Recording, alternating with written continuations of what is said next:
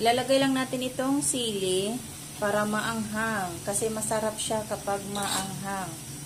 Tapos, mikos-mikos lang din natin ulit para maghalo yung anghang niya. So, hindi na masyadong maraming sili kasi yung aking anak hindi nakain ng sobrang anghang na. So, takpan lang natin ulit, papakuluan lang natin ulit yan. So, ayan guys, titimplahan ko na, lalagyan ko ng kulang-kulang isang kutsarang iodized salt, and then budbudan natin ng magic sarap, ang nagpapasarap sa buhay natin. So, lalagyan ko din ng paminta. Yan. Tapos, mikos-mikos ulit. Ayan, kunti na lang yung sabaw niya. Mikos-mikos mo lang para maghalo-halo.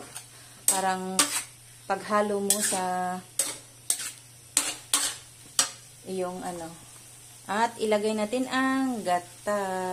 Ayan na siya. Yan. Yan ang nagpapasarap dyan, yung gata. So, papakuluin natin to ulit. Ayan. Sarap, no? Tingin mo pa lang, masarap na. Kasing sarap ko yan.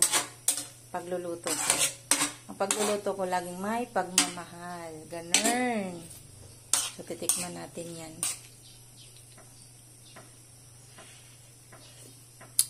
Sarap. Medyo maanghang-anghang. Takpan lang natin, papakuluin lang natin, tapos na. Ayan na guys, ang ating ginataang pako. So, ayan na, medyo naglalangis-langis na siya. Medyo, na siya, masarap na siya. Naglalangis at sobrang anghang. See? Nakakita nyo? Sobrang sarap. So, ayan na, sasalin lang muna natin. Ayan na ang ating dish for today. So, see you next vlog.